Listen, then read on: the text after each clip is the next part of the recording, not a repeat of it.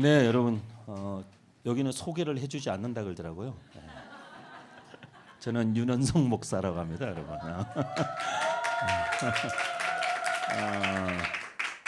네, 저는 청년 사역 현장에 이제 거의 한 30년. 여러분 너무 내가 연식이 많아 보이는데 어쨌든 한 30년 청년 사역 현장에 평생 있었습니다. 그래서 하나님 처음 저를 사역자로 부르실 때도 청년들 때문에 부르셨고. 지금도 제가 많은 사역들을 하고 있지만 다 사실 결론은 청년들 때문에 하고 있는 일들입니다. 그래서 목회 현장에 계속 있다가 이제 한 8년여 전에 목회 현장을 떠나서 지금은 이제 벤처 창업센터의 센터장으로, 그리고 대안학교의 교장 선생님으로, 그리고 여러 기독교 기관 사역에 뭐 이런 대표자, 이사장 뭐 이런 그런 거 쓸데없는 일들 많이 하고 있습니다. 하고 있는데 결국에는 다 사실 청년 때문에 하는 거고 북한 통일 때문에 하는 겁니다. 제가 하는 모든 일은 벤처 창업도 청년들 위해서, 그리고 통일은 북한에, 그리고 지금도 사실은 대웹인데 북한에 창업센터를 만들어서 북한에 있는 청년들이 창업할 수 있도록 돕는 일을 내년부터 이제 좀 하려고 합니다. 그래서 그런 협의나 조율이 좀 어느 정도 좀 다 됐고, 그래서 저는 뭐 자나깨나 사나 죽거나 밥을 먹거나 굶거나 다 통일, 북한 선교, 그리고 그 일들을 어떻게 우리 젊은 세대들과 함께 통일을 준비하는 세대가 되게 할 것인가, 그거 하나로 산 것 같습니다. 그래서 통일 후 북한에 어떤 학교가 세워지고, 통일 후 북한에 어떤 교회가 세워지고, 통일 후 북한에 어떤 비즈니스가 새롭게 시작이 되므로 이 좋은 어떤 경제적인 어떤 비즈니스 구조 위에서 교회와 학교가 커뮤니티를 좀 새롭게 하는 일들을 어떻게 준비하고 사람들을 키울 건가, 그런 일들을 위해서 하나님이 저의 여정을 목회 현장에 있던 저를 이렇게 교회 바깥으로 끌어내셔서 청년들 창업하고 또 학교를 세우고 교회들을 세우고 하는 그런 일들에 오게 하신 것 같습니다. 그래서 오늘도 여러분과 함께 다니엘서에 있는 말씀을 좀 이렇게 같이 생각해 보면서 하나님께서 우리 시대와 세대 가운데 하나님 원하시는 것들이 항상 있는데, 그 어떤 맨데이트라는 거, 하나님께서 우리에게 주시는 어떤 위임된 명령들, 사명, 우리를 통해 이 땅 가운데 그분이 구현하기를 원하시는 하나님 나라의 어떤 그 비전과 그림들은 항상 우리가 살아가고 있는 그 시대와 그 세대와 굉장히 밀접한 관계가 있어요. 근데 이제 많은 사람들이 열심히는 하는데 시대와 세대를 분별하지 않고 열심히 하다 보면 그걸 우리가 이제 전문 용어로 삽질이라고 얘기하죠. 그래서 이제 많은 사람들의 인생이 굉장히 삽질하는 인생으로 왜 끝나느냐? 그거는 분별력이 없기 때문에 그래요.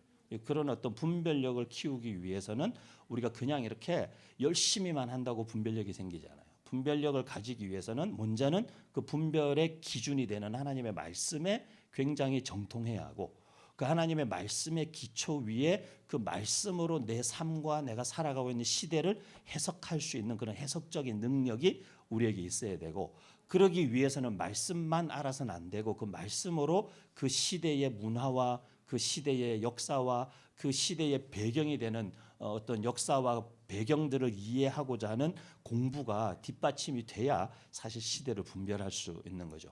그리고 그런 어떤 지적인 영역뿐만 아니라 영적으로 이걸 분별하기 위해서 사실 굉장히 우리의 소위 영안이 열려 있어야 되죠. 영적인 눈이 열려 있어야 되고, 성령님과 함께 동행하면서 그 성령께서 주시는 그 시대의 사인들을 분별할 수 있고, 성령님께 주신 어떤 감동들을 그때그때 캐치할 수 있고, 그리고 이게 하나님께로부터 온 것인지 나의 잡생각인지를 분별할 수 있는 우리의 어떤 분명한 그런 어떤 하나님과의 깊은 교제 안에서만 가능한 분별, 이것이 너무 중요한 시대에 살고 있는 것이죠. 그래서 오늘 다니엘서 1장 말씀을 통해서 여러분과 함께 몇 가지 주제들을 좀 생각을 해보기를 원하는데, 큰 주제는 그겁니다. 하나님의 청년들은 시대를 탓하지 않는다. 제가 청년 사역 한 30년 하면서 보니까 시대가 많이 어려워졌습니다. 어른들은 잘 이해를 못합니다. 니들이 뭐가 어렵냐, 이제 그거죠.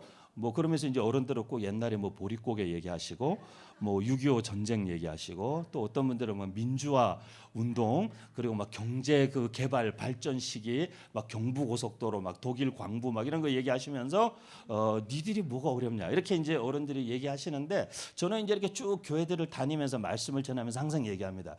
여러분 내가 볼 때 역사 이래로 지금 시대를 사는 청년들이 제일 어려운 것 같다. 여러분들 어른들이 왜 여러분들이 어렵지 않다고 생각하냐면 여러분들이 살아가고 있는 삶의 컨텍스트 자체를 이해 못해서 그래요. 그러니까 사실은 그분들이 아무것도 몰라서 그래요. 그래서 여러분들 보고 니들이 뭐가 힘드냐 이렇게 얘기하는 거죠. 그분들의 기준은 그런 거죠. 우리는 그래도 끼니를 걱정해야 되는데 니들이 끼니를 걱정할 세대냐. 그 기준이 그런 데 있는 거죠. 약간 먹고 사는 문제, 경제적인 이유 이런 것들이죠. 근데 지금 시대 우리 청년들이 겪는 어려우면 경제적인 이유 이런 것도 있죠. 일자리, 뭐 연봉, 뭐 집 사기 어렵고 뭐 3포, 5포, 7포, 9포 세대로 살아야 되는 그런 환경적인 어려움도 있지만 여러분 솔직히 여러분 마음에 손을 얹고 생각해 보세요. 그게 진짜 내가 어려워하는 내가 힘들어하는 문제의 본질이에요? 사실 우리가 진짜 어려워하는 문제의 본질은 그런 데 있지 않습니다. 오히려 더 여러분은 오히려 더 본질적이고 더 궁극적인 것 때문에 힘든 거죠.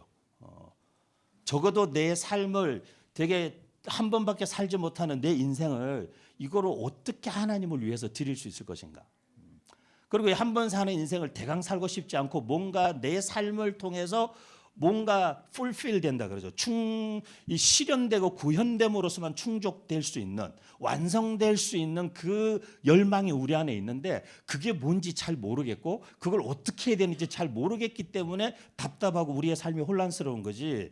뭐 우리가 남들보다 연봉을 적게 받아서 아니면 취업률이 청년 취업률이 계속 떨어지니까 그래서 우리가 진짜 우리 인생이 힘든 게 아니에요. 그러니까 우리가 문제의 본질을 분별하고 그걸 캐치하는 게 굉장히 중요하죠.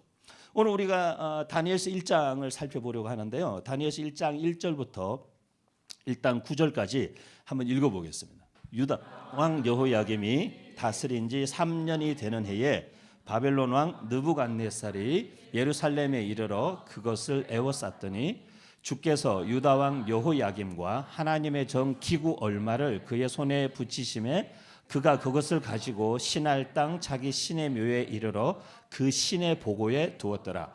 왕이 황관장 아스부나스에게 명하여 이스라엘 자손 중에서 왕족과 귀족의 몇 사람 곧 흠이 없고 아름다우며 모든 재주를 통달하며 지식이 구비하며 학문에 익숙하여 왕궁에 모실 만한 소년을 데려오게 하였고 그들에게 갈대아 사람의 학문과 방언을 가르치게 하였고 그 다음에 왕이 지정하여 그들에게 왕의 음식과 그가 마시는 포도주에서 날마다 쓸 것을 주어 3년을 기르게 하였으니 그 후에 그들은 왕 앞에 서게 되었더라. 그들 중에 유다 자손 곧 다니엘과 하나냐와 미사엘과 아사랴가 있었더니 황관장이 그들의 이름을 고쳐 다니엘은 벨드사살이라 하고 하나냐는 사드락이라 하고 미사엘은 메삭이라 하고 아사랴는 아벤느고라 하였더라. 다니엘은 뜻을 정하여 왕의 진미와 그의 마시는 포도주로 자기를 더럽히지 아니라 하리라 하고 자기를 더럽히지 않게 하기를 황관장에게 구하니 하나님이 다니엘에게 황관장에게 은혜와 긍휼을 얻게 하신지라. 다니엘이라는 사람은 너무 잘 알죠. 다니엘, 뭐 사자굴 이런 얘기 어려서부터 우리가 많이 교회 다니는 사람들은 듣고 자랐을 텐데 그리고 뭐 총리가 되고 이런 거 새 왕조의 총리를 지낼 만큼 뭐 대단한 처세술이 뛰어난 사람인지는 모르지만 대단한 하나님의 사람이었습니다. 근데 이 다니엘과 그 친구들이 사실 느부갓네살에게 잡혀가던 당시에 이들의 나이가 10대 중반 정도 됐을 거라고 봅니다. 10대 중반 정도 되는 나이에 이들이 잡혀가게 되었는데 이들이 직면했던 자기 시대의 도전, 그 어려움들이 사실은 지금 우리가 살아가고 있는 시대하고 크게 다르지 않다라는 것을 하나님께서 다니엘서를 통해서 우리에게 말씀하고자 하시는 것이죠. 세상은 끊임없이 우리에게 어떤 도전을 합니다. 우리가 하나님의 사람으로 살아가고자 결단했음에도 불구하고 우리에게 너 진짜 그 결정을 후회하지 않아? 하나님을 위해서 산다, 하나님 나라를 위해서 산다, 하나님께 헌신한다, 예수 그리스도를 왕으로, 예수 그리스도를 삶의 주인으로, 근데 진짜 후회하지 않아? 라고 우리에게 계속 그 결정과 선택을 후회하게 만들기 위해서 끊임없이 우리를 공격하고 도전합니다. 차라리 예수 안 믿었으면 속 편했을 텐데, 이런 생각을 우리 안에 계속 일어나게 합니다. 저는 제가 보니까 예수 믿는 삶이, 제가 볼 때 세상의 가장 큰 거짓말은 예수 믿으면 삶의 평안이 찾아온다는 거예요. 뭐 사람들이 예수 믿으면 마음이 평안해져. 제가 볼 때 진짜 엄청 큰 사기를 치는 거예요. 예수 믿고 마음이 엄청 불편해져요, 여러분. 예수 믿으면 진짜 불편해집니다. 뭐 내 마음대로 할 수 있는 게 없어요. 내 뜻대로 할 수 있는 것도 없어요. 뭐 세상에 이러려고 뭐 자유를 준다면서 복음이 주는 자유가 너희를 자유케 하리라, 아니에요. 우리를 엄청 구속하고, 우리를 엄청 얽어매고, 우리를 엄청 압박하고, 부담스럽게 하고, 그렇죠. 근데 언제까지 그런 거예요? 우리가 정말 주님과 연합하고, 그의 뜻이 나의 뜻이 되고, 그의 비전이 나의 비전이 되고, 그가 가신 길이 내가 가고 싶은 길이 되면 그 자유가 오죠. 그 평안이 오죠. 그런데 그가 가는 길과 내가 가는 길이 다르고, 그가 원하시는 뜻과 나의 뜻이 상충하고, 그러기 시작하면 우리 안에 끊임없는 갈등이 있죠. 그리고 그 갈등에서 죽을 때까지 해낼 수가 없어요. 그래서 저는 신앙, 믿음, 저렇게 뭐 어떤 걸 규정하고 이렇게 정의하는 걸 되게 좋아하는데, 저는 신앙을 그렇게 규정합니다. 신앙은 알아서 기는 거다. 괜히 쓸데없이 개기지 말고 알아서 기는 거죠. 왜? 이거 개겨봐야 내가 못 이기는 거구나. 그럼 빨리 알아서 겨야죠. 숙일 때 빨리 숙이고, 순종할 때 빨리 순종하고, 그냥 그것이 뭐 하지 말려면 하지 말고, 근데 그거를 순종하지 않고 계속 밀당을 하고 한번 이겨보겠다고 해봐야 야곱이 얻은 거는 다리를 저는 것밖에 없어요. 치명상을 입어요. 치명상. 쩔뚝쩔뚝 하는 거죠, 이제. 그렇기 때문에 사실 제가 볼 때 신앙 좋은 사람의 특징은 알아서 기는 사람들이구나. 요 선을 넘으면 안 된다. 지금 내가 선 넘기 직전이다. 이거 넘는 순간 환도뼈 날아간다. 이런 걸 금방 아는 사람이죠. 그렇기 때문에 딱 그 선에서 알겠습니다, 주님. 우리 안에 그 본성은 안 없어져요. 끊임없이 그래도 내 고집대로, 그래도 내 생각대로, 내 주장대로 하고 싶은 그 본성은 평생 안 없어져. 모든 일이 사사건건 우리 안에 그 본성은 이렇게 고개를 들어요. 하지만 지혜로운 사람은 그럴 때 그래도 지금은 내가 숙여야 돼. 지금은 내가 하나님 앞에 내려놔야 되는 거야. 그 선택을 하는 사람을 지혜로운 사람이라고 하는 거예요. 지혜는 다른 데 있지 않아요. 사서 고생하지 않는 사람이 지혜로운 사람이에요. 뻔히 알면서, 얻어 터질 걸 알면서 그 선택을 굳이 하면서 얻어 터지면서 울면서 투덜거리면서 원망하면서 그렇게 사는 인생을 지혜롭다고 말하지 않습니다. 저도 그럴 때가 있었어요. 저라고 뭐 순탄하게 그냥 계속 주님의 뜻에 순종만 하고 살지 않았어요. 제 뜻대로 해보고 싶은 일이 있었고, 제 뜻대로 누군가를 사귀고 교제하고 싶었고, 하나님이 아니라고 명백하게 말씀하시는 경우가 많지 않죠, 이성교제에 있어서. 그런데 명백하게 아니라는데 그거 못 받아들이게 하루 밤을 밤새 씨름해서 교회에서. 왜 이런 일 하나 제가 제 마음대로 못합니까? 근데 안 된다는 거죠. 어떡하겠어요. 새벽에 항복했어요, 제가. 알겠다고, 그러면 하지 않겠다고. 그렇게 해서 또 한 여성의 마음에 상처를 준 거죠. 또. 그래도 그분의 마음에 상처를 주는 게 낫지, 하나님이 원하시지 않는 기준을 우리가 바꿀 수가 없더라고요. 순종해야 되는 문제는 순종으로만 해결되는 거예요. 다른 걸로 해결이 안 돼요. 순종으로만 해결되는 문제인데 순종하지 않으면 해결 안 되는 거예요, 그 문제는. 우리 안에 계속적으로 갈등으로 남아있어요. 그래서 우리가 예수 믿고 하나님의 사람으로 사는 삶을 어떻게든 후회하고 돌이키게 하기 위해서 세상은 끊임없이 우리를 회유하고 우리에게 도전하고 어떤 다른 좋은 것들을 마치 사단이 예수님을 시험했던 것처럼 시험하고 하는 그런 일들이 우리의 삶에 매일 매순간 사실은 있죠. 오늘 본문은 아주 디테일하게 그 공격의 내용들을, 그 도전하는 내용들을 우리에게 보여주고 있어요. 첫 번째는 4절 말씀에 보면 삶의 기준, 선택장애, 선택장애 이런 게 있는데 선택장애가 왜 오느냐면 선택장애는 왜 지금 웃는 사람들 다 선택장애? 선택장애는 왜 오느냐면 선택장애 결정장애는 삶의 기준이 명확하지 않은 사람한테 오는 거예요. 선택을 하려면 선택의 근거가 되는 어떤 기준이 있어야 돼. 근데 그 기준이 없으면 선택하기가 힘든 거예요. 이것도 좋아 보이고 저것도 좋아 보여. 근데 기준이 딱 있으면 둘 중에 어떤 게 더 좋은지 정할 수 있죠. 근데 내 안에 기준이 없으면 이것도 저것도 다 좋아 보이는 거죠. 근데 기준이 있으면 돼요. 짜장면 먹을 거예요? 짬뽕 먹을 거예요? 기준이 있어야 돼요. 근데 짜장면 시켰는데 그 다음에 친구들이 두세 명만 짬뽕 연달아 시키면 바꾸고 싶은 거야. 왜? 그건 우리 안에 기준이 없기 때문에. 그래서 저는 기준이 명확해요. 비 오면 짬뽕, 안 오면 짜장.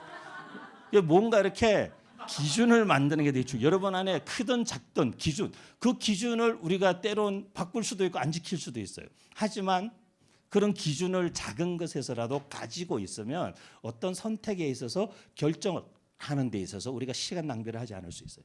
근데 세상은 그런 기준을 자꾸 흔들려고 하는 거예요. 세상의 기준을 제시합니다. 오늘 세상의 기준의 첫 번째는 배경이에요. 배경, 집안 배경. 그래서 이 집안 배경에 어떤 사람이냐면 집안 배경은 오늘 본문에 보면은 3, 4절에 보면은 왕족과 귀족 중에 몇 사람. 그러니까 나머지는 잡아봐야 별 영양가 없으니 잡아오지 마라. 잡아오되 젊은 소년들을 잡아오는데 왕족과 귀족들 자녀들 중에서 잡아와라. 그나마 걔들이 집안 배경을 보아하니 좀 싹수가 있어 보일 것 같다. 그런 배경이죠. 그 다음에 정말 현대인들을 시험에 들게 만드는 외모, 흠이 없고 용모가 아름다워야 돼. 포로가 왜 아름다워야 되죠? 포로를 잡아가면서도 얼굴 보고 너는 아니네 이렇게 두고 뭐 이렇게 포로 잡아가는 거예요?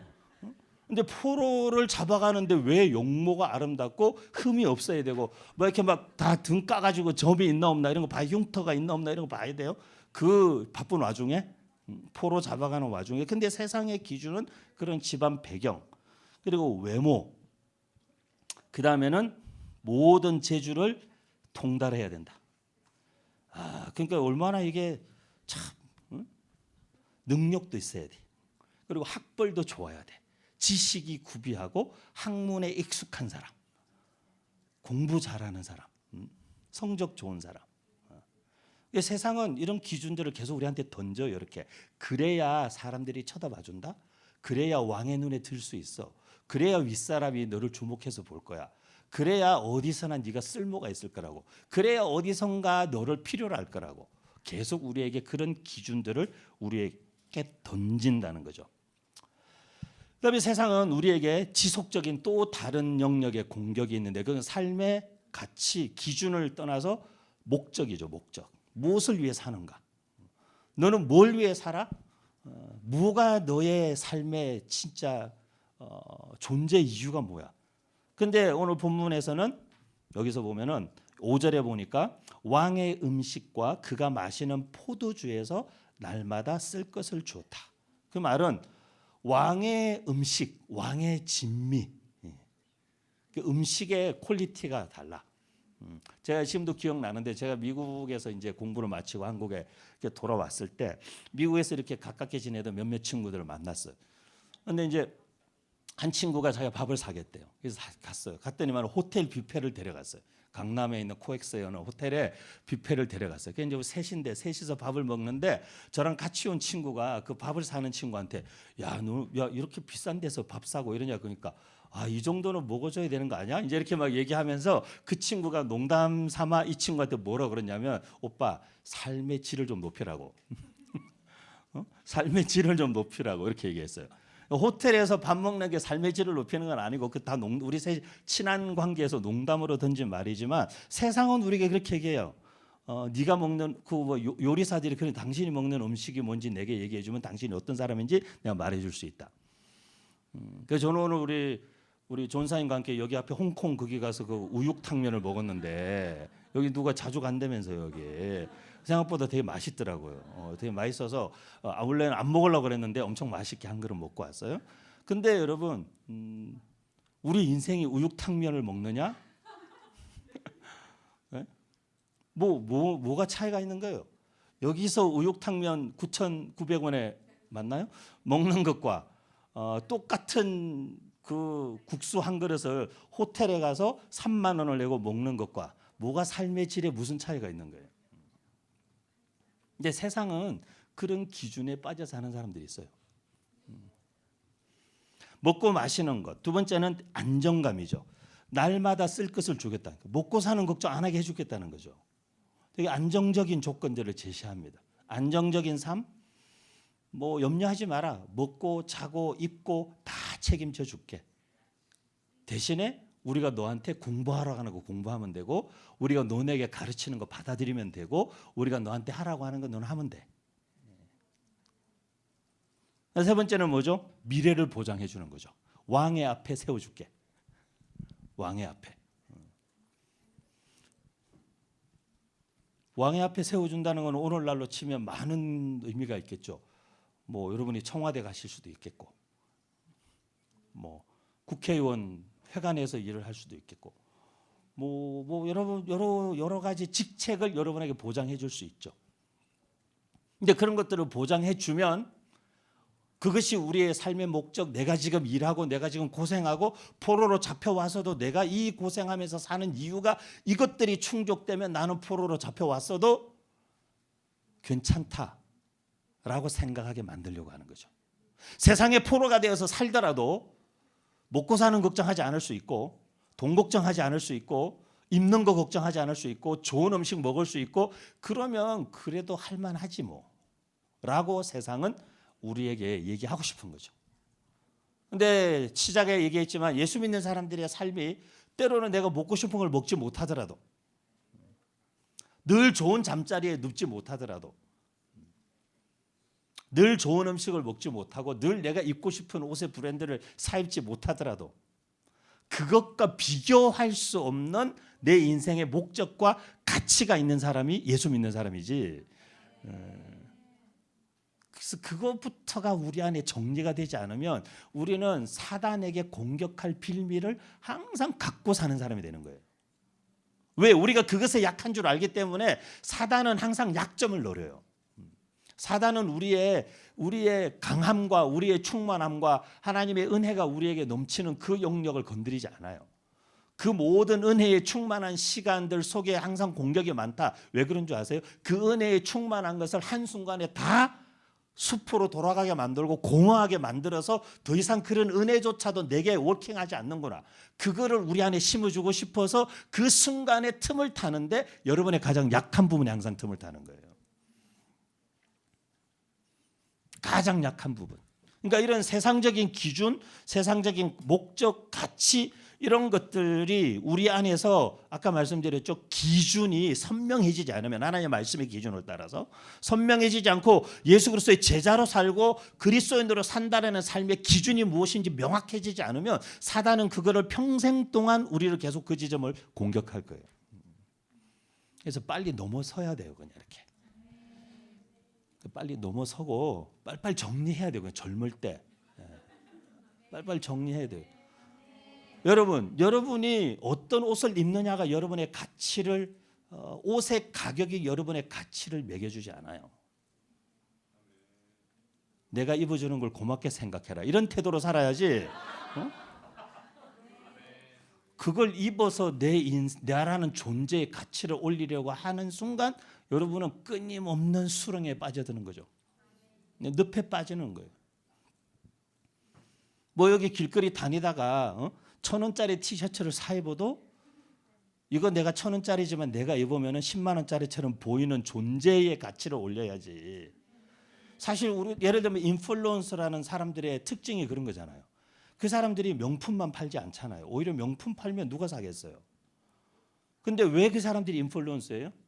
그 사람이 입으면 다 따라 입는 거야. 뭐 누가 무슨 운동화 하나 신으면 온 젊은 애들이 다 사 신는 거야.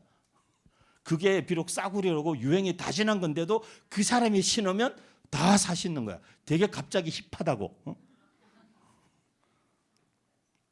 예수 믿는 사람들의 삶이 그런 인플루언서의 삶이어야 되는 거죠. 우리가 사는 그 삶과 그 라이프 스타일, 그걸 보고 사람들이 야 진짜 폼 미쳤다, 이 정도 돼야 되는 거죠, 사실은. 그래서 그거 흉내 내는 거죠. 이렇게 막 누더기 패션 흉내 내고 이런 걸 예수 믿는 사람이 하면은 그게 다 뭔가 의미가 있고, 예수 믿는 사람이 하면 그게 뭔가 다 사실 다른 삶을 선택한 자기만의 길을 가고 자기만의 삶을 사는 사람의 라이프 스타일로 사실은 딱 사람들한테 세팅이 돼야 되는 거죠. 예수 믿는 사람들은 막 이런 유행 막 이런 것들이 아니라 자기만의 라이프 스타일, 자기만의 길, 자기만의 삶의 방식, 이런 걸 가지고 진짜 멋있게 사는 사람들이구나. 우리가 그런 거는 진짜 우리도 담고 배워야 되는구나. 쓸데없이 우리도 남들 흉내 내느라고 막 몇 달 일해가지고 가방 하나 사고, 몇 달 일해가지고 드레스 한 벌 사고, 몇 달 일해가지고 구두 하나 사고, 그렇게 해서 인생이 만족감을 느끼기보다는 더 허기지게 만들죠. 더 원하게 만들죠. 300만 원짜리 샀으니까 이제는 500만 원짜리 한번 사보고 싶은 거죠. 500만 원짜리 사고 나면 나중에는 1000만 원짜리 한번 사보고 싶은 거죠. 1년을 모으더라도. 그건 여러분 성공하는 게 아니고 늪에 빠진 거예요. 그런 기준으로부터 빨리빨리 자유로워져야 돼요. 그런 거를 젊은 나이부터 빨리 정리하시면 여러분 인생에 통장 잔고가 늘어납니다.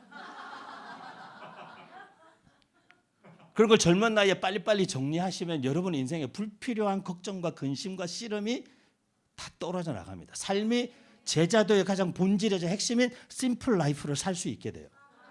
근데 그런 것들이 정리가 안 되면 심플한 삶을 살 수가 없어요. 그렇기 때문에 예수 그리스도의 제자가 된다는 것은 그래서 성경 공부를 열심히 하는 게 아니에요. 우리의 라이프 스타일 자체가 제자도의 가장 핵심이자 본질인 심플한 라이프 스타일로 변화되지 않는 한, 그리고 그만큼 심플해지려면 우리 안에 예수 그리스도의 제자로서 산다는 삶이 의미하는 그 가치, 목적, 기준이 선명해서 아닌 거는 빨리빨리 정리하고 버리고 그렇게 살아갈 수 있는 삶의 선택들을 하지 않으면 제자의 삶을 온전히 살 수 없는 거죠. 그래서 이런 것들, 기준이 뭐라고요? 세상의 기준, 배경, 외모, 능력, 학벌, 그리고 세상이 우리에게 추구하게 만드는 삶의 목적, 먹고 마시는 것, 안정과 편안함, 미래가 보장되는 삶, 이런 것들에 우리가 한번 엮이면 그거에 계속 코 끌려가는 거예요. 코 깨서 그냥 계속 끌려가는 거예요. 그다음에 가장 본질적이고 근원적 공격이 있는데 그건 바로 정체성에 대한 공격이에요. 우리의 존재의 근간을 흔드는 공격인 것이죠. 다니엘이라는 사람의 이름의 뜻은 하나님은 나의 심판관이시다. 하나냐, 미사엘, 아사랴 다 하나님의 은혜, 하나님이 어떤 분이신지를 선포 안 하고 드러내는 이름이었어요. 근데 그 이름을 다 주인을 바꾼 거예요. 이방의 신을 섬기고 이방의 신에게 속하고, 그러니까 내가 하나님께 속한 사람이라는 아이덴티티를 가지고 살던 사람인데 어느 순간 양다리 걸치고 살다 보니 나도 모르게 내 정체성이 이제 혼란스럽기 시작한 거죠. 내가 진짜 누구지? 내가 원래 어디에 속했던 사람이지? 내가 원래 무엇을 위해 살던 사람이지?를 헷갈리게 만드는 거예요. 그리고 내가 어떤 사람이다라고 확실하게 고백하던 그 고백에 점점 자신이 없게 만드는 거죠. 왜? 우리가 계속해서 세상에 빌미를 줬기 때문에. 그런 동안에 우리의 정체성은 점점 흔들리고 나를 지탱하던 견고한 성경적 정체성, 하나님의 사람, 하나님 나라의 정체성이 흔들리면서 세상 나라와 하나님 나라 사이에 양다리 걸치고 살면서 시간이 점점 지나면서 하나님의 사람이라는 정체성마저도 그저 세상에 속한 누군가처럼 살아가는 인생을 살고 있는 자기를 자기가 봐도 한심하니까 저는 아는 하나님의 사람이다라고 떳떳하게 더 이상 말하지 못하게 되는 거죠. 그래서 그런 정체성을 흔들어 놓습니다. 그래서 하나님을 위해서 사는 하나님의 사람이라는 그 굉장히 놀랍고 영광스럽고 존귀한 아이덴티티를, 그래서 세상에 있다가 없어질, 쓰다가 얼마 안 있어 버리게 될 것들에 우리의 존재를, 거기에 우리의 존재 가치를 두고 살게끔 만드는 것이 세상이 그렇게 하고 나면 세월이 지나면 지날수록 우리가 우리 자신을 쳐다볼 때 스스로가 한심함을 느끼게 돼요. 그리고 자포자기해야 돼요. 아, 결국 나는 이 정도밖에 안 되는 인간이었구나. 몇 년의 훈련, 여러분 이렇게 제자 훈련 받고 예배하고 이렇게 하지만 직장에 나가서 돈 좀 벌기 시작하고 이제 내가 돈 벌어서 내 돈으로 뭘 좀 사고 쓸 수 있게 되기 시작하고 그러면서 또 우리가 선택하는 것들이 여러분의 정체성을 좀 먹어요. 서서히 좀 먹어요. 그 나중에 결국에는 내가 나 스스로를 속물이라고 생각하게 되는 거예요. 그러면 우리는 더 이상 우리의 아이덴티티가 존귀한 하나님의 자녀 이런 개념이 아니고 되게 세속적이고 속물 근성이 속에 뼛속 깊이 스며들어 가지고 그냥 나도 세상 사람들하고 똑같이 사는 존재구나. 우리 스스로가 이렇게 자기를 비하하게 돼요. 아, 나도 그냥 그런 존재구나. 물론 하나님의 은혜와 예수 그리스도의 복음은 우리를 그런 자리에서부터 다시 회복시키시는 데 있기 때문에 그나마 다행이지. 우리 자신의 정체성을 흔들리게 하는 것은 사실은 사단의 공격이지만 그 공격의 본질에는 우리 안에 있는 왜곡된 가치와 욕망과 이런 것들이 공격의 빌미가 되는 거죠. 저는 목사로 이렇게 살면서 지금까지 이렇게 한 30년 이상 사역자로 이렇게 살면서 대한민국 사회에서 가장 힘든 그 과제, 저희 아내의 별로 그렇게 대단히 크거나 엄청난 요청도 아닌 한 가지 저희 아내의 부탁을 제가 못 들어주고 있는 게 있어요. 그게 뭐냐면 이사를 좀 자주 다니고 싶지 않다. 근데 대한민국의 전세는 2년마다 이사를 해야 되잖아요. 저희 아내는 그걸 다 세고 있더라고요. 결혼한 지 우리가 20년 됐는데 몇 번 이사했는지 그걸 다 알고 계시더라고요. 정확하게. 저는 기억도 안 나는데 그게 제가 한 날 진지하게 저희 아내에게 여보 이번 생은 틀렸다. 이번 생은 틀렸으니까 지금 살 곳이 있는 것만으로 감사하자. 지금 뭐 사는 곳이 그렇게 뭐 이상한 것도 아니고 많은 사람들이 살고 싶어하는 동네에 살고 있고 그런데 그게 비록 자가의 내가 50대 부장은 아니지만 대기업을 다니진 않지만 어쨌든 이번 생은 틀렸으니까 그냥 감사하자. 그리고 크리스찬은 2년마다 이사 다녀야 돼. 그래야 버릴 거 버리고 아, 그동안에 내가 얼마나 쓸데없는 걸 많이 주워 모았는지 2년마다 확인하고 회개하는 심정으로 하나씩 버리고 딱지 붙여서 집 밖에 내놓고 그리고 다시 또 정말 초심으로 돌아가서 제자로서의 심플 라이프를 다시 또 세팅하고 그렇게 사는 거지. 그러다가 주님 오시면 되는 거 아니에요? 뭐 아니면은 집을 하나 지르고 주님이 빨리 오셔서 안 갚아도 되고 뭐 이렇게 되든지 방법이 없는 거예요. 다른 방법이. 뭐 무슨 방법이 있겠어요? 그러니까 뭔가 우리의 삶에는 항상 우리가 약한 어떤 부분들이 있는데 하나님의 말씀과 성령이 우리 안에 하시는 일은 사실 우리 안에 변화가 일어났다라는 말은 그런 우리의 삶의 구체적이고 실제적인 기준과 가치의 변화가 일어났다는 것이지 그저 이게 어떤 영적인 변화라고 해서 느낄 수도 없고 확인할 수도 없고 우리가 국적을 바꾸면 여권이 바뀌듯이 뭐가 바뀌는 것도 없고 그런데 나는 다른 사람이라고 그러고 나는 이제 뭐 하늘에 속한 사람이라고 그러고 나는 예수 그리스도께 속했다 그러고 인생의 주인이 바뀌었다 그러고 뭐 거듭났다 그러고 근데 실제 뭐가 달라진 거예요? 우리가 진짜 거듭났고 하나님의 사람이고 우리가 정말 세상 나라에서 하나님 나라에 속한 자로 우리의 아이덴티티, 우리의 주소가 이전이 됐다면 우리가 그 나라의 법을 따라 살은 사람이라면 우리의 모든 선택과 결정에 그게 영향을 미치게 돼 있죠. 우리 나라에서는 합법인 게 저쪽 나라에서는 불법일 수 있는 거고 우리의 삶을 그것에 맞춰가야 되는 거죠. 그게 예수 믿는 사람의 삶이겠죠. 그래서 우리가 우리의 정체성을 다시 한 번 더 생각해야 합니다. 나는 누구인가? 너희는 나를 누구라 하느냐? 사람들이 나를 누구라 하느냐? 너희는 나를 누구라 하느냐? 아마 그 다음에는 묻고 싶어서 예수님이 그럼 너는 누구냐?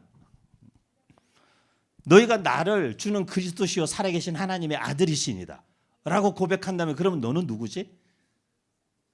라고 물었을 때 과연 우리는 뭐라고 대답할 수 있을 것인가? 그래서 우리의 정체성이 하나님의 사람이라면 우리는 자연스럽게 그런 질문이 따라오게 되는 거죠. 그러면 우리는 어떻게 살 것인가? 프란시스 셰프라는 사람이 이 질문을 19세기 말엽을 살아가고 있던 20세기 초중반 그 세계 대전을 경험하고 많은 젊은이들이 자기 세대 젊은이들이 전쟁터에서 이슬과 같이 사라지고 그 이후에 70% 80%의 국토가 초토화된 폐허가 된 곳에서 우리는 뭘 위해서 사는 걸까? 그 질문 하나로 유럽의 젊은이들의 정신 세계를 거의 수십 년간 붙잡아줬던 라브리 공동체라는 공동체가 탄생하게 되는 거죠. 그럼 우리는 어떻게 살아야 되나? 지금 우리 시대도 마찬가지죠. 그 시대 못지않은 보이지 않는 전쟁, 그리고 그 시대 못지않은, 그 시대는 수많은 사람들이 나가서 전쟁에서 싸우며 총탄에 맞아 죽었지만 지금은 진짜 누가 버튼 하나 누르면 한 나라가 한순간에 잿더미가 될 수 있는 시대를 살아가고 있죠.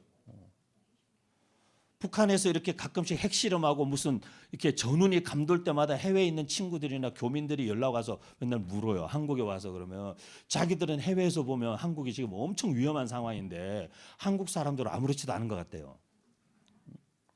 그럼 제가 늘 그래요. 그게 그렇게 어려운 문제냐? 예를 들면 내일 전쟁이 일어날 수도 있어. 그래도 직장인은 출근해야 돼. 그렇잖아요. 여러분 뭐 북한이 언젠가 쳐들어올지도 몰라. 그래서 내일 출근 안 할 거예요? 해야 돼요. 내일 학교 안 갈 거예요? 학교 안 갈 수는 있겠다. 수업은 째는 재미니까 안 갈 수도 있는데 그런 거 아니잖아요. 우리 살아야 되는 현실이 있죠. 매일매일 사는 거죠. 그게 그렇게 큰 문제는 아니죠. 근데 어쨌든 어떻게 살 것인가 라는 질문을 우리 시대도 여전히 할 수밖에 없어요. 성경은 되게 명확하게 이야기합니다. 오직 의인은 믿음으로 사는 거다.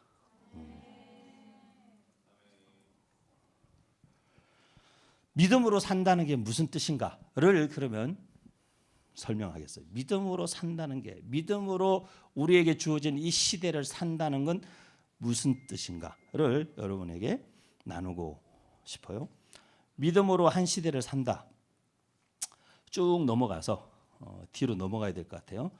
믿음으로 산다라는 것의 그 첫 번째는 하나님의 사람은 시대를 탓하지 않는. 제가 역사를 좀 오래 공부했어요. 사람들은 제가 역사 전공인 줄 알 정도로 어디 가면 다 저를 막 역사 전문가로 역사 그걸로 소개하고, 제가 역사책을 몇 권 쓰고 하다 보니까 제가 역사 전공자인 줄 알아요. 근데 역사를 그냥 한 20년 정도 이렇게 오래 공부했을 뿐이에요. 많이 공부했고, 근데 역사를 이렇게 오래 공부하면서 그 역사 속의 인물들의 삶에 관심을 많이 가지게 됐고, 한 사람이 태어나서 어떤 과정을 거쳐서 어떻게 성장하고 그 시대에 어떤 영향을 미치는가를 계속 연구했어요. 수백 명의 사람들을. 그리고 그들이 살았던 삶의 배경이 되는 역사를 쭉 공부하고, 그런 컨텍스트 속에서 그들이 태어났고, 그들이 그 모든 우리처럼 쉽지 않은 시대의 상황들 속에 시시각각 변하는 정세와 국제적인 정세, 이런 것들이 우리나라도 구한말도 그러고 영향을 많이 미쳤잖아요. 36년 식민지로 살았죠. 구한말의 잘못된 선택들이 36년 식민지. 그러면 해방이 됐다고 해서 끝난 게 아니라, 그러면서 군정이나 뭐 이런 반공운동이나 뭐 민주화 운동이나 사회 혼란을 많이 경험했죠. 그리고 온 국토가 잿더미가 된 데서 다시 일어나는 70년대 80년대를 거쳐서 세계의 유례가 없는 경제 성장을 이루면서 90년대에 갑자기 대한민국이 막 이렇게, 그리고 벌써 2025년도에 세계 10위를 다투는 나라까지 왔죠. 저는 그 모든 시간을, 물론 일제시대를 제가 보낸 건 아닌데 그 모든 시간 하니까 이상한데, 어쨌든 그 70년대에 태어나서 쭉 그 지난 한 50년 넘는 세월을 그래도 한국 사회에 많은 변화를 봤죠. 학생 운동도 해봤고, 또 이 경제가 발전하는 경제 성장 시기도 보내보고, 교회들이 급성장하는 것들도 경험해보고, 뭐 그때는 누가 개척해서 100명, 200명, 500명, 1000명 되는 게 그렇게 어렵지 않은 시대였어요. 90년대 이럴 때는. 그러면서 2000년대 넘어가면서 교회들이 점점점 쇠퇴하기 시작하고 숫자가 줄어들기 시작하고 다음 세대 위기가 나오고 선교 운동이 점점점 저물기 시작하고 힘을 잃어가고 청년들이 교회를 떠나고 청소년들 교회 안 나오고 초등학생 교회 가면 천연 기념물이고 이런 시대까지 우리 오게 된 거죠. 근데 그 시대를 쭉 지켜보고 여기까지 오면서 과연 이런 시대에도 믿음은 작동하는가? 이런 시대에도 여전히 복음은 복음인 것인가? 이런 시대에도 예수님은 진짜 왕이신가? 이런 시대도 하나님이 통치하고 다스리시는 시대인가? 그런 질문들을 왜 안 해봤겠어요? 그런데 그런 많은 고민, 역사를 공부하고 인문학을 공부하고 성경을 공부하고 기도하고 막 영적인 체험도 많이 해보고 할 거 다 해봤어요. 이렇게 해봤는데도 그럼에도 불구하고 제가 결국 내릴 수밖에 없었던 결론은 그래서 믿음이라는 게 너무 더 소중하구나. 그래서 이런 시대일수록 믿음의 뿌리를 견고하게 하는 것은 너무나 중요한 일이구나.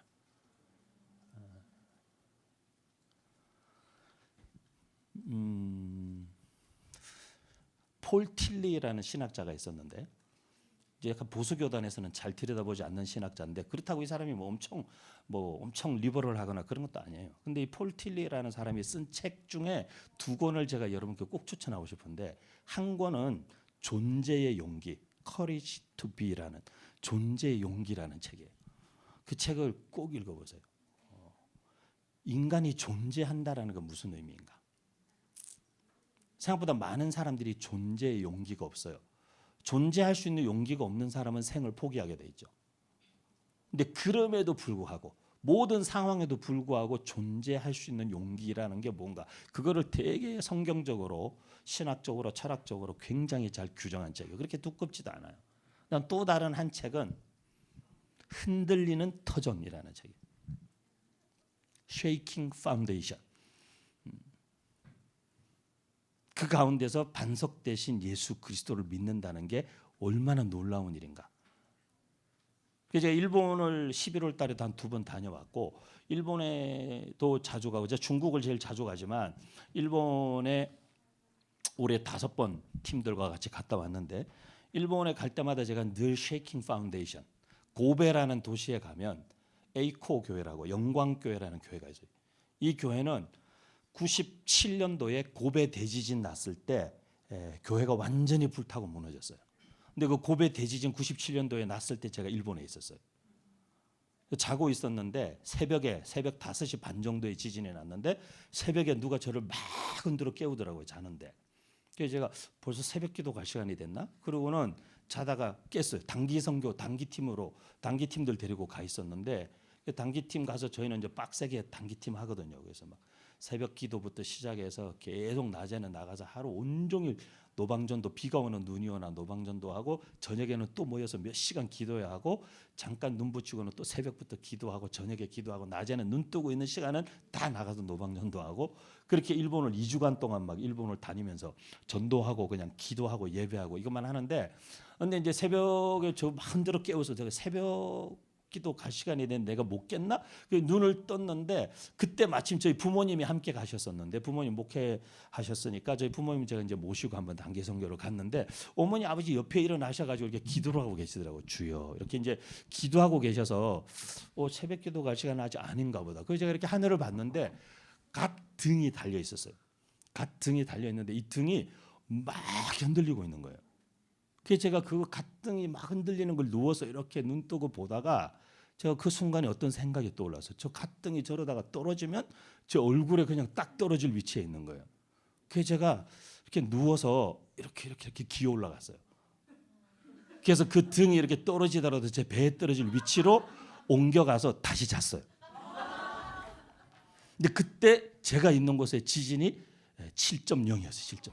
온 집이 다 흔들리고 있는데 비몽사몽간에 몰라. 그 바로 해협 제가 시고쿠라는 섬에 있고 그 위에 일본이 4개의 섬인데 가운데 제일 큰 섬인 혼슈 그 섬 바로 해협 건너편 한 불과 거리로 치자면 한 2km 채 안 되는 거리에 진도 7.4, 7.7 지진으로 그리고 수직 흔들리는 지진이 나서 고베가 다 초토화된 거죠.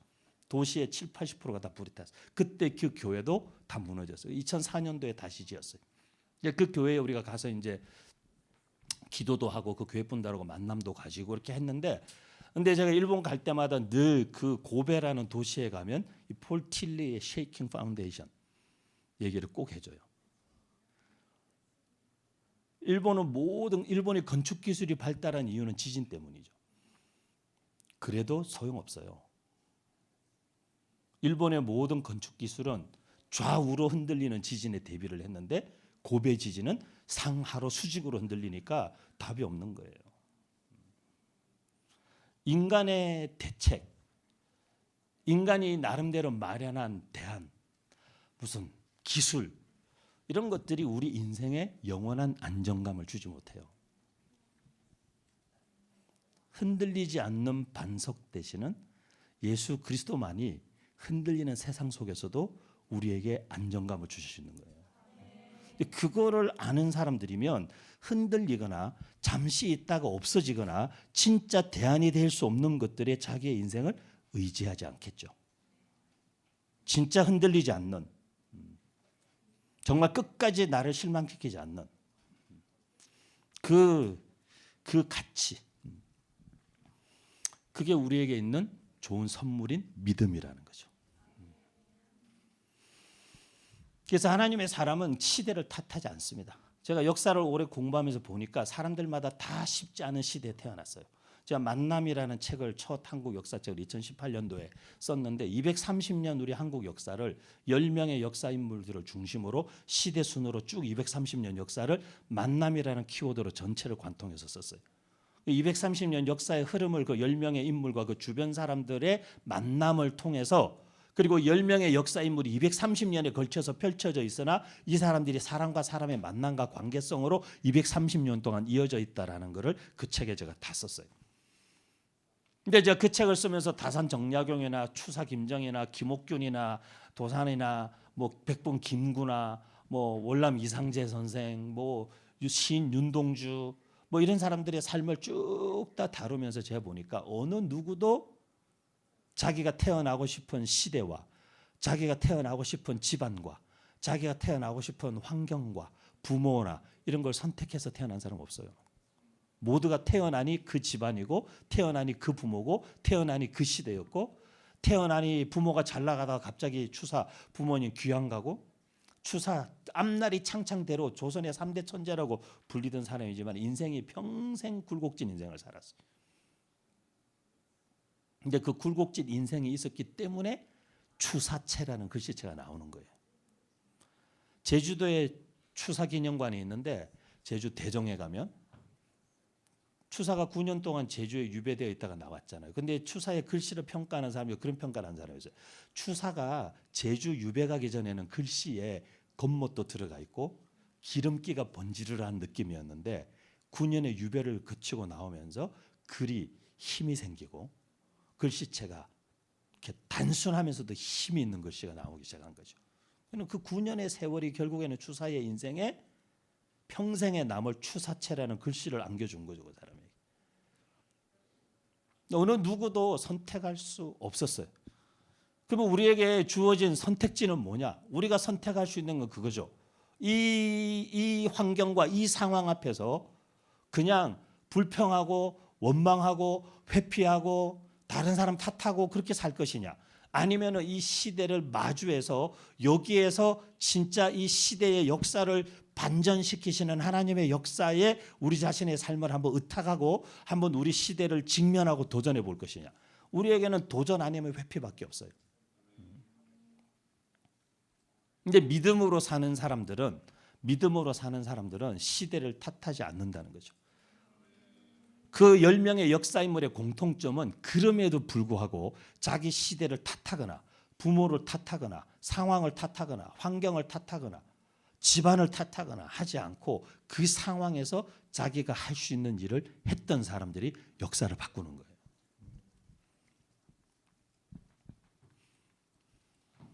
자연스럽게 그것이 우리에게 두 번째 길로 우리를 인도해 주는데, 그건 하나님의 사람들, 믿음으로 사는 사람들은 그 시대를 탓하고 시대를 원망하고 부모 탓하고 뭐 이런 걸 탓하는 게 아니라 하나님의 사람 믿음으로 사는 사람들은 그 시대에 하나님 주시는 창조적인 지혜와 하나님 주시는 영적인 통찰력과 하나님 주시는 그 성령의 비전 안에서 새로운 대안을 제시하는 사람들이에요. 그래서 교회를 어떤 때는 대안적 공동체라고 이야기하는 거예요. 이 시대의 새로운 삶의 방식을 선택한 사람들의 무리가 되는 거죠. 모두가 그 방향으로 가고 모두가 그 가치를 향해 질주하고 있을 때 아니야, 다른 선택도 할 수 있어. 다른 방식의 삶도 우리가 얼마든지 추구할 수 있어 라는 것을 이 세상에 보여주는 사람들이 크리스찬들의 공동체라는 거죠. 하나님의 사람은 그 시대의 대안을 제시하는 사람들이에요. 이런 시대의 대안을 제시하는 사람들, 오늘 우리가 읽은 다니엘서 1장 8절에 보면 다니엘은 뜻을 정하여, 이게 우리가 그 시대를 탓하지 않고 오히려 그 시대의 대안을 제시하는 사람으로서의 굉장히 중요한 분기점이 되는 한 가지 요소인데 그게 뭐라고요? 뜻을 정하는 거예요. 선택하셔야 돼요, 여러분이. 어떻게 살 것인가? 원망하고 살겠어요? 계속 불평하고 살겠어요? 왜 우리 부모님은 나를 그렇게 밀어주지를 못하는지? 부모를 탓하겠어요? 환경을 탓하겠어요? 이미 내가 공부해서 대학이 정해졌는데 내가 그렇게 더 열심히 하지 못해서 이 대학에 온 거를 후회하고 살겠어요? 무슨 의미가 있어요? 아무 의미가 없죠, 여러분. 후회한들 아무 의미가 없어요. 지나간 일은 뒤로 하고 바울 사도처럼 오직 앞에 있는 것, 그 표대를 향하여 하늘에 부르신 그 상을 향하여 우리는 앞으로 가야 되는 사람들이죠. 그리고 오히려 그 지금까지의 내 삶을 디딤돌 삼아 그 다음 하나님께서 나를 이끌어 가실 그 일을 위해서 내가 더 잘 준비되어져야 되겠구나. 그렇게 마음을 가다듬고 내 안에 결기를 다지고 그렇게 성령님의 손을 붙잡고 그 다음 스테이지로 가야죠. 언제까지 계속 뒤를 바라보면서 후회하고 그때 좀 더 어떻게 할 걸, 그때 좀 더 어떻게 할 걸, 아무 의미 없어요. 지금 이 자리에서 주님과 함께 어떤 선택을 하느냐, 그게 중요한 거죠. 다니엘은 그 마음을 딱 정한 거예요. 내가 처해 있는 이런 시대적 상황 앞에서 나는 그들의 유혹과 그런 공격과 도전, 가치, 정체성, 삶의 목적 이런 것들 앞에 굴복하지 않고 나는 하나님의 기준을 지키겠다. 그 결정을 딱 한 거죠. 마음을 먹었어요. 여러분, 마음 먹는 것까지 하나님 보고 해달라고 그러면 안 돼요. 여러분 마음은 하나님 여러분한테 주신 거예요. 그 마음은 내가 먹어야 돼. 하나님, 제가 하나님을 위해서 살겠습니다. 이 마음은 내가 먹는 거예요. 하지만 그 마음 먹은 것을 다 지켜낼 수 없는 연약한 존재인 줄 아시기 때문에 우리가 그 결단을 할 때에 성령님께서 그 마음에 기름 부으시고 그 마음을 성령께서 지켜주시고 성령님께서 그 마음을 지켜나갈 수 있도록 은혜를 구해야 되는 거지. 결단과 선택까지도 그냥 나는 제가 알아서 대충 그냥 살고 있을 테니까 때가 되면 하나님 제 마음을 바꿔보세요. 뭐 이렇게 할 수 있는 문제가 아니에요, 여러분. 결단은 내가 하는 거예요. 그 결단을 지켜낼 수 있도록 도우시는 분은 하나님이시지만 그 결단까지 우리가 지켜낼 수는 없어요. 우리는 많은 결단을 하지만 우리가 못 지키죠. 그냥 그게 너무 그렇게 대놓고 웃으면 지킬 수 있어. 지킬 수. 내가 지킬 수는 없는데 주님이 지키게 하시니까. 우리는 결심하고 결단한다고 그거 다 못 지켜요. 못 이뤄요. 하지만 마음을 먹는 거는 우리의 몫이에요. 오늘 그냥 여러분이 마음을 정하면 되는 거예요. 다니엘처럼. 하나님, 제가 세상의 그런 기준, 세상의 그런 어떤 목적, 세상의 그런 어떤 정체성 끊임없이 매일 마주하고 있지만 하나님, 저는 마음을 정하겠습니다. 그리고 하나님의 기준을 제가 타협하지 않겠습니다. 그 마음을 정하고 하나님, 그러니까 저를 도와주세요. 다니엘이 그렇게 결정하고 마음을 먹었을 때에 자기는 그렇게 해서 나 자신을 영적으로 세속에 물들고 오염되지 않게 하겠다라고 환관장에게 구했을 때에 어림도 없는 부탁인데 하나님이 뭐라고 하셨어요? 하나님이 다니엘에게 은혜를 입게 하셨다. 은혜와 긍휼을 입게 하셔서 그렇게 할 수 있도록. 그리고 다니엘이 오히려 환관장에 제안을 합니다. 우리를 시험해 보십시오. 열흘만. 그러니까 이거를 그냥 환관장에 들어주게 했으면 환관장은 목이 달아날 수도 있는 일이에요. 근데 다니엘이 대안을 제시한 거예요. 열흘만 시험해 보시죠. 그리고 당신이 걱정하는 일이 일어나지 않으면 제가 이야기한 대로 할 수 있게 해 주십시오. 우리가 직장 생활하거나 세상 살아가면서 이게 되게 중요합니다. 예수 믿는 사람이라고 저는 크리스찬이라서 못해요. 그거 어쩌라고. 안 믿는 사람들이 들을 때는 황당하게 그지없는 거죠. 그래서 어쩌라고. 나는 안 믿어. 뭐 이렇게 얘기하면 어떡하겠어요, 여러분. 저는 예배 가야 돼서 뭐 오늘 야근 못해요. 그거 어쩌라고 그래서. 다른 애들 다 하는데 왜 너만 못한다는 거야? 제가 예배를 너무 소중히 여기고 제 삶에는 예배가 너무 중요한 가치입니다. 저는 오늘 예배를 그리고 꼭 가야 하는데 오늘 저녁에 팀이 다 야근하니까 저 혼자 빠지는 게 너무 죄송한데 제가 이거를 꼭 메이크업 하겠다고. 제가 토요일 날 출근해서라도 오전에라도 제 몫은 제가 다 해놓겠다고. 뭔가 다른 대안이 있어야죠. 내 기준만 내밀고 저는 그래서 못해요. 그거는 믿음이 아니에요. 그건 굉장히 뭐라 그럴까? 그거는 상대방에 대한 배려가 없는 거죠. 저는 제 믿음을 지킬 테니까 당신들이 다 손해보세요. 이런 뜻이잖아요. 그건 믿음을 지키는 게 아니에요. 믿음을 지키는 사람은 책임도 끝까지 지는 거죠. 내가 내 믿음을 지키고 내 기준을 지키기 위해 발생하는 모든 손해와 모든 공백과 모든 어려움에 대해서 끝까지 책임져야 되는 거죠. 그게 믿음을 지키는 거죠. 내 기준만 내세우는 거는 그거는 그냥 고집불통인 거죠.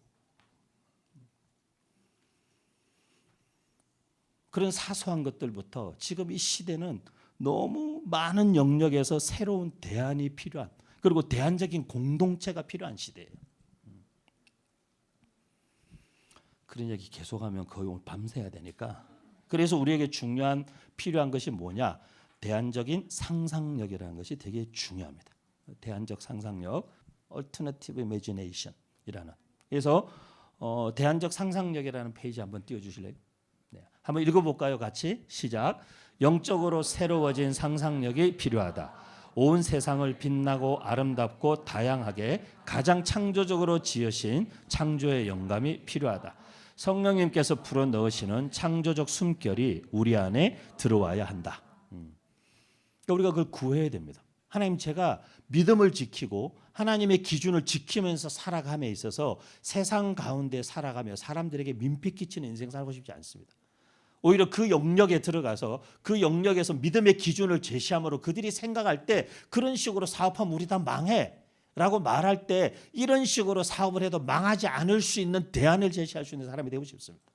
이 영역에서 그렇게 너처럼 그런 태도를 취하면 사람들이 다 너를 무시하고 바보라고 생각할 거야. 아니요. 그럼에도 불구하고 이 영역에서 이 가치와 이 기준을 지킴으로 말미암아 결국에는 진정성이, 결국에는 신뢰를 쌓는 것이 궁극적으로는 승리하고 이기고 사람들도 인정하게 된다는 걸 제 삶으로 저는 보여주고 싶습니다.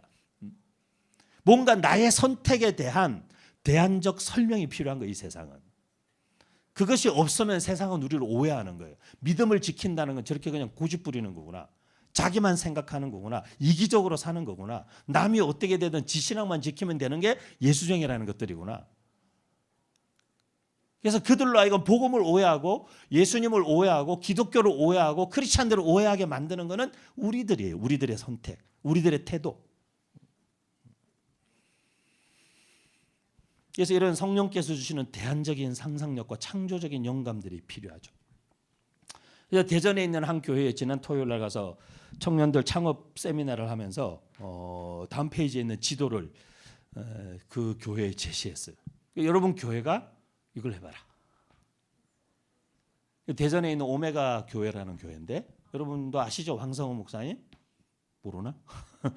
황성원 목사라는 사람이 대전에 오메가 교회, 지금 오메가 센터 처치라고 이렇게 예배당을 잘 지어가지고 대전 지역에 뭔가 이렇게 구심점 역할을 하고 싶어하는데 그 이제 그림을 보여드렸어요. 대전도 많은 청년들이 지금 전국적으로 수도권을 제외하고는 다 청년들이 유출되는, 그리고 인구가 계속 소멸되고 있는 문제가 있는데, 그 모든 상황 속에 우리가 어떤 대안을 가지고 갈 건가? 대전을 중심으로 반경 1시간 거리 이내에 있는 모든 지자체에 오메가 교회 청년들이 3-4명씩 들어가서 이 각 지자체에 있는 이런 저희가 그냥 이렇게 샘플로 제시한 그 지역의 니즈를 파악하고 그 지역의 어떤 사업들을 지자체의 예산과 재정으로 할 수 있는 일들이 다 있는데 젊은이들이 없어서 하지 못하고 있는 일들이 많다.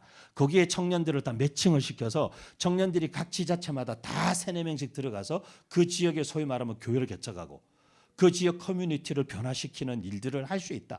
그러면 대전에 있는 한 교회가 대전과 주변 지역에 있는 광역시 주변에 있는 여러 지자체의 변화를 주도적으로 이끌어가는 역할을 한 교회가 할 수 있는 거죠. 근데 제가 함께 일하고 있는 저희 벤처가 하는 일이 로컬 활성화 사업이기 때문에 인구 소멸 위기에 처한 지역 지자체의 상권들을 어떻게 활성화시키고 청년들을 거기서 어떻게 창업하게 하고 청년들이 그 지역을 떠나지 않고 그 지역에서 계속적으로 지속 가능한 삶을 살게 할 것인가, 그런 생태계를 조성하고 하는 그런 사업들을 중기부나 국토부나 이런 정부 부처들하고 함께하고 있기 때문에 이런 사업들에 대해서 저희가 이제 이해도가 있으니까 저는 이걸 선교적으로 응용한 것이죠. 그리고 이거를 그 대전에 있는 교회에 창조적인 상상력을 가지고 도전하고 꿈을 꿀 수 있도록 그림을 던졌는데 그 교회가 이걸 딱 캐치했어요. 그래서 앞으로 이제 쭉 함께 동역하면서 그 교회에서 실질적으로 청년들이 지역마다 들어가서 지역에 있는 지역 사업들, 정부 사업들, 지자체 사업들을 진행하는 것까지 저희가 다 도와줄 수 있는 전문 코치들까지 다 붙여서 실제 한국 교회에 되게 좋은 샘플을 지방에 있는 교회들로서 청년들이 거기를 떠나지 않고 계속 정착해서 심지어 교회를 개척하되 정부 자금 지원 받으면서 일터교회를 개척하고 지역 커뮤니티 변화를 주고 노인들만 계신 지역에 가서 시니어들에게 도움이 되는 사업들을 정부 사업으로 지자체 사업으로 진행하면서 선교적인 무브먼트를 계속 지역 전체에 이끌어 나갈 수 있는 그림들을 그리는 상상력이 필요한 거죠, 우리에게. 그 다음에 있는 한 페이지는 하나의 샘플이 공주, 저기 있는 공주 지역에 있는 재민천이라는 마을이에요. 텅텅 비는 공주에서 가장 역사가 오래된 마을이에요. 가장 역사가 오래되다 보니까 집들도 오래된 구옥들이 많고 한옥들이 많고 사람들이 점점 일자리도 없고 농사 이런 걸로는 살 수가 없으니까 사람들이 지역을 빠져나가고 떠나기 시작했어요. 근데 서울에서 직장 생활하던 권호상 대표라는 사람이 이 동네를 지나가다가 저런 비어있는 한옥들을 본 거죠. 오래된 집들, 100년씩 된 집들을 보고 그 매력에 빠져서 집을 한 채를 구입을 하고 그걸 고쳐서 한옥 스테이를 만들고 이 동네의 매력에 점점 빠져서 동네에 내려와서 어떤 일들을 하기 시작하고 지자체에서 주는 자금으로 청년들, 도시에 있는 청년들에게 여기에 와서 일주일씩 여기를 이 지역 체험을 하게 하고 하니까 10명, 12명이 와서 일주일 체험하고 가면 다음 해에 꼭 2-3명이 일로 이사 오는 거예요. 지금은 여기가 공주의 가장 핫플레이스예요. 이사 나갔던 주민들도 다시 이사 들어올 정도로 굉장히 핫플레이스. 근데 한 사람 있죠. 한 사람이 퍼즐랩이라는 회사의 대표고 이 공주 프로젝트가 성공하면서 이번에는 고은상 대표가 지금 춘천으로 이제 왔어요. 춘천에도 똑같은 일이 벌어지고 있기 때문에 춘천을 또 바꿀 수 있는 한 사람에게 있는 뭐가 필요하다? 창조적인 상상력이 필요한 거죠. 저희가 이런 로컬 사업을 하는 데 있어서 제일 핵심은 사람이에요. 그런 대안적 상상력을 가지고 있는 사람. 그래서 모두가 다 안 된다, 할 게 없다, 떠나고 집도 버리고 나갈 때 거기에서 새로운 상상력으로 공간을 재해석해내고 거기에서만 나올 수 있는 컨텐츠를 만들어내고 거기에서만 나올 수 있는 아이템들을 찾아내서 사람들로 하여금 끊임없이 찾아오게끔 만드는 상상력을 갖고 있는 사람. 그 한 사람이면 한 지역이 다 바뀌는 거예요. 제가 이 벤처 일을 하는 이유는 저는 크리스찬 청년들이 이런 상상력을 가지고 국내 어느 지역이든 들어가서 그 지역에서 창조적인 대안을 만들어내고 거기에서 선교적 삶을 살아감으로 그 지역에 어떤 변화가 일어나는지를 보고 싶은 거예요. 그리고 그 모델이 선교지에도 똑같이 접목 가능한 모델이에요. 선교지에도 똑같은. 그래서 크리스찬들의 삶이라는 것은 단순히 서바이벌 하는 것이 아니라 그 지역에 들어가서 그 지역을 변혁하고 그 지역을 리폼하고 그 지역에 다시 지역이 리바이브 되도록 다시 살아나도록 그 역할을 해야 되는 사람들이 크리스찬의 삶이죠. 시대가 아무리 어려워도 그 시대 가운데 새로운 대안을 제시할 수 있는 사람들이 크리스찬들이고 크리스찬들의 공동체가 되어야 할 줄 믿습니다, 여러분. 시간이 많이 갔는데 마지막 세 번째는 빨리 할게요. 쭉 저 뒤로 넘어가셔야 돼요. 믿음으로 시대를 번역하는 하나님의 사람들에게 있어서 중요한 세 번째는 하나님의 사람은 성령의 능력으로 승부를 보는 거예요. 이 우리가 읽지 않은 본문 다니엘서 1장의 17절에서 20절의 내용에 보면 그런 내용이 있습니다. 하나님이 이 다니엘과 세 친구 네 소년에게 지식을 얻게 하실 뿐 아니라 모든 학문과 제주에 명철하게 하시는데 또 다니엘에게는 모든 이상과 몽조를 깨달아 알게 하시더라. 그런데 19절에 보니까 그렇게 해서 다니엘이 원하는 방식으로 다니엘과 친구들이 생활할 수 있도록 환관장이 배려를 해줬는데 그들의 무리를 그렇게 해서 3년을 기르고 보니 무리 중에 19절에 다니엘과 하나냐와 미사엘과 아사랴와 같은 자가 없었다 이렇게 얘기하죠. 예수 믿는 사람들은 다른 방식으로 승부하는 사람들이에요. 세상의 방식으로 똑같이 경쟁하다 보면 세상과 타협할 수밖에 없어요. 우리만의 방법, 우리만의 대안적인 상상력, 우리만의 대안적인 라이프 스타일로 세상과 승부를 해야 되는 것이 크리스찬의 삶이에요.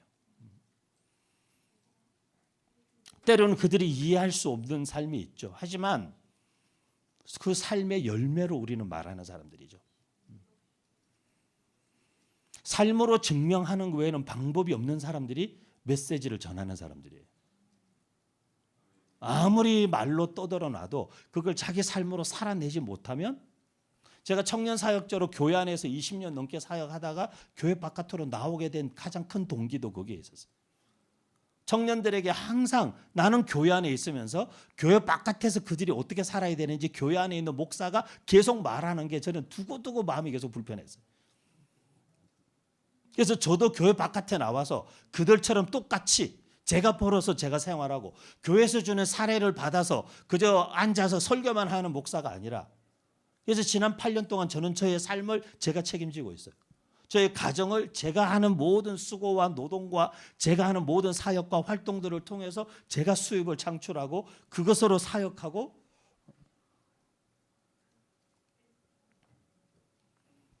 왜냐하면 삶으로 증명하지 않으면 내가 던지고 있는 전달하고 있는 메시지가 때로는 그것만큼 공허한 게 없어요. 나 자신 스스로가.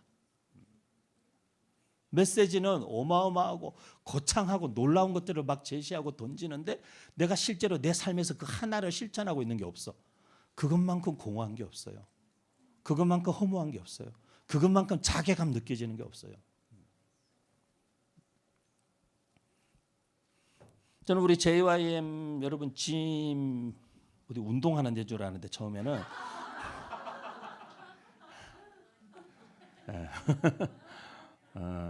근데 에 거는 기대가 좀 있어요.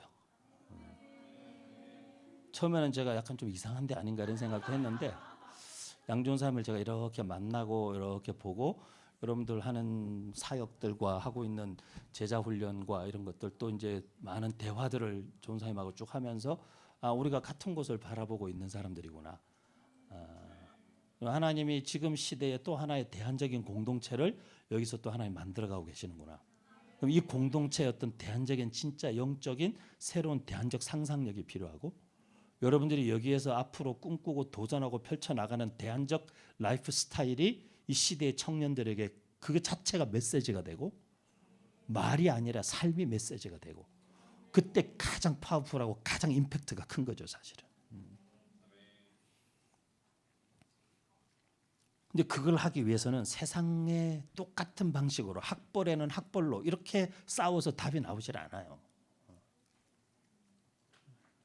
폭력에는 폭력으로, 이에는 이로, 눈에는 눈으로 이렇게 싸울 수 없어요 우리가.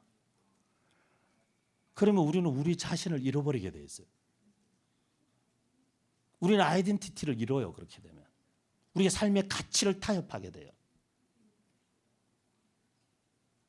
우리의 시선이 고정된 그 삶의 목적의식과 그 하나님의 부르심이라는 그 거룩한 부르심의 사명으로의 고정된 우리의 시선, 그리고 그 길을 감에 있어서 타협할 수 없는 우리의 삶의 기준과 가치들,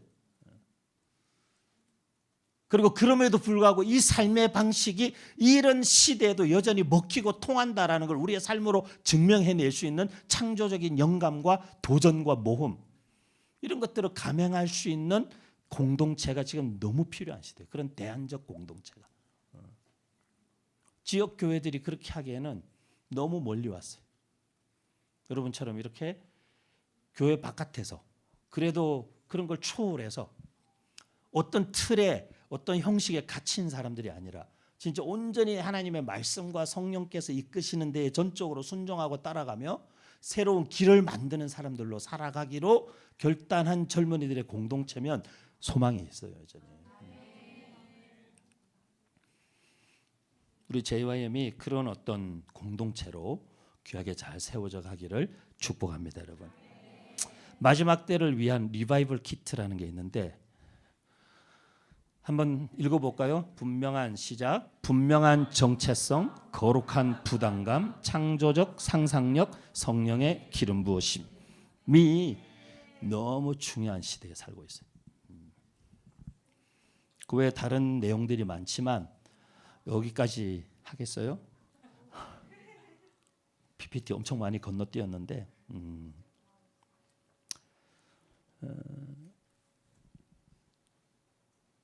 저는 청년들이 그 한 시대의 희망이라고 생각해요. 저의 멘토가 되는 스승님 되시는 이승종 목사님하고 어제 이렇게 원데이로 올데이 공부한 지체들이 몇 사람 있을 텐데 제가 저의 멘토 되는 목사님 어떻게 만났는지 궁금해하는 청년들이 있더라고요. 제가 미국에 유학 갔을 때 29살 정도 됐을 때 그분을 제가 처음 만나게 됐어요. 그리고는 그분을 만났는데 그분이 저한테 그랬어요. 윤 목사, 도산 안창호 선생님이라고 들어봤는가? 제가 알죠. 도산 안창호 많이 들어봤죠. 어제 어떤 너 청년은 아버지 이름이 창호라고 뭐 이런 얘기 하던데 알죠. 얼마나 아니에요. 제가 이름만 알죠. 이름만. 저도 뭐 비슷한 수준이었어요. 이름만 알죠. 그다음에 이 어른이 저한테 춘원 이광수가 쓴 도산 안창호라는 책을 읽어보래요. 그게 제가 이상하게 마음에 들어왔어요. 그게. 그래서 제가 와서 도산 안창호라는 책을 읽었어요. 밤새서 읽었어요. 그날 다 읽었어요. 그리고 다음 날 찾아갔어요. 목사님, 왜 저한테 도산 안창호라는 책을 읽으라고 하셨는지 알겠다고. 이게 왜 지금 시대 청년 사역자들이 꼭 읽어야 되는 책인 것 같다고. 청년들과 청년 사역자들이 꼭 읽어야 되는 책이라고. 그 목사님이 저한테 그때 뭐라 그랬냐면 자기가 지금까지 수없이 많은 젊은 사역자들에게 도산 안창호를 읽어보라고 그렇게 얘기했는데 책을 다 읽고 다시 찾아온 사람은 제가 처음이라는 거예요. 그리고는 거기서 그 다음 이야기를 제가 또 말씀드렸어요. 도산 안창호를 읽으면서 제가 왜 뭘 느꼈는지, 왜 읽으라고 하셨는지, 이게 왜 우리 시대 청년 사역에 중요한지, 이게 왜 청년들에게 필요한지 쭉 말씀을 드리니까 그 어른이 또 말씀을 많이 해주셨어요. 그렇게 시작된 대화가 그날부터 1년 동안 일주일에 3, 4일을 밤을 새면서 대화했어요. 저희가 아침 7시에 데니스라는 레스토랑에서 만나서 밥을 먹으면요, 밥 먹고 한참 얘기하다 보면 점심때가 돼요. 그럼 거기서 점심을 또 먹었어요. 한참 얘기하다 보면 저녁때가 됐어요. 저녁때가 되면 목사님이 윤 목사 저녁은 딴 데 가서 먹자. 그 앞에 샌디에고 계셨는데 저는 LA에 있었고 샌디에고에 가면 거기 돌고래 순두부라는 순두부집이 있었어요. 순두부집에 가서 순두부 한 그릇 먹었어요. 이렇게 순두부 먹고 한참 얘기하다 보면 주인이 이제 문 닫는다고 나가라고 이제 나왔어요. 그럼 이제 목사님이 윤 목사 늦었으니까 LA까지 한 2시간 반 40분 걸리니까 오늘 가지 말고 자고 내일 가라고. 이미 우리 간사님이 호텔 잡아놨다는 거예요. 뭐 그렇게 하죠. 이제 호텔로 이렇게 갔어요. 근데 호텔 가는 차 안에서 한참 얘기하는데 얘기가 안 끝나 도착했는데 호텔 앞에 차 대놓고 계속 얘기하다가 목사님 이러지 말고 여기 로비에 가셔서 얘기하시죠. 차를 파킹하고 로비에 들어가서 호텔 로비에서 둘이 얘기하는 거예요. 그때가 이제 뭐 밤 11시, 12시 되겠죠. 한참 얘기하다 보면 해가 뜨는 거예요. 이제 해가 뜨면은 유 목사 눈 좀 붙여야 된다고. 그러면 제가 이제 방에 들어가서 거의 이빨만 닦고 쓰러져서 옷도 못 갈아입고 침대에 쓰러져서 자요. 잠이 들면 그게 한 5시 반 이렇게 되거든요. 잠이 들면 7시, 7시 반 되면 전화 와요. 목사님한테 전화 와요. 윤 목사 아침은 먹어야지. 그러면 둘이서 또 테니스를 가요. 아침을 먹어요. 한참 얘기하면 점심때가 되면 또 점심때 테니스에서 먹고 저녁에 순두부 먹고 호텔에 가고 밤새서 얘기하고 해 뜨면 들어가서 잠깐 자고 또 아침 먹자고 테니스 또 가고 이렇게 일주일에 3일 4일을 밤을 새면서 대화를 1년 동안 한 거예요. 사모님이 둘이 연애하냐고. 연애도 그렇게는 안 하겠다고. 근데 여러분 생각해 보세요. 여러분 인생에 평생 살면서 여러분 애인이라고 그렇게 얘기해 보겠어요? 연애 다 해보셨죠? 못소리야 설마? 어? 여러분 누구랑 연애를 한다고 1년이 넘는 시간을 일주일에 3, 4일을 밤을 새면서 무슨 얘기를 하겠어요? 그래서 저는 만남의 축복이라는 게 얼마나 한 사람의 인생에 큰 그리고 깊은 영향을 남기는지를 제가 경험해봤어요. 제가 1년 동안 그 목사님과 이렇게 서로 만남을 가지고 나서 제가 1년이 딱 지나고 제 마음에 한 가지 생각이 남았어요. 무슨 생각이 딱 남았냐면 제가 다른 사람이 돼 있더라고요. 제 인생의 목적, 내 인생에 중요하다고 생각했던 것들, 내가 하고 싶었던 목회, 사역의 막 엄청난 비전과 꿈들 이런 것들이 다 송두리째 바뀌어 있더라고요. 그게 제가 그때 딱 알았어요. 아, 이게 제자 훈련이구나. 그분은 저에게 어떤 것도 의도하지 않았어요. 그분은 저한테 어떤 것도 강요하지 않았어요. 그냥 만났고 대화해줬고 그냥 밥 먹고 그냥 같이 바닷가를 걷고 차도 한 잔씩 마시고 뭐 밤새고 그렇게 했는데 제가 딴 사람이 돼 있더라고요. 1년 만에. 저의 인생의 모든 게 송두리째 바뀌어 있었어요. 저는 그 전까지만 해도 엄청난 야심과 야망과 비전과 꿈이 있었어요. 미국 갈 때 기도 제목이 3가지 있었어요. 하나님 제가 한국에서 너무 연락에 사역했으니까 미국 가서 1년만 쉬게 해 주십시오. 두 번째 1년 정도 지나면 몸이 근지러워서 못 쉬니까 사역지를 주십시오. 세 번째 이왕 사역지를 주실 거면 미국의 수도 워싱턴 DC에 주십시오. 제가 인디아나 가서 1년 동안 잘 쉬었어요. 이제 1년이 채 되기 전에 하나님 저한테 사역지를 주셨어요. 그 사역지가 워싱턴 지구촌 교회였어요. 그래서 DC로 갔어요. 1년 만에. 제가 DC에서 사역하면서 제 마음에 더 큰 꿈이 생겼어요. 하나님 다음은 세계의 수도 뉴욕입니다. 그래서 제가 워싱턴 지구촌 교회 사역을 이제 마칠 무렵에 뉴욕에 여러 교회에서 콜이 왔어요. 뉴욕의 큰 교회들 제가 담임 목사님 다 만났어요. 담임 목사님들 제가 사역하기를 너무 원하셨어요. 한 교회 갔는데 담임 목사님 만나 뵙고 장로님들하고 인사도 다 했어요. 근데 제가 그 교회 문을 딱 열고 파킹랏에 나와서 제 차에 이렇게 딱 앉았는데 그 다음 교회로 가려고 차에 앉았는데 저한테 하나님이 음성을 들려주시듯이 저한테 그때 뭐가 들렸어요. 뭐라고 하냐면 이 교회는 네가 있을 곳이 아니다. 근데 제가 빨리 수긍이 됐어요. 왜냐하면 그런 경험이 흔치 않은데 너무 확실하게 그런 감동이 오니까 그래서 제가 그러면 알겠습니다. 왜 이제 저는 더 큰 교회 인터뷰를 지금 또 갈 거니까. 아, 더 큰 데로 가라고 하시는구나.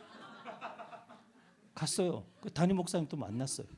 담임 목사님이 청년사역의 여러 애로사항을 얘기하시고 존사님 같은 분이 오셔서 사역해주면 너무 좋다고.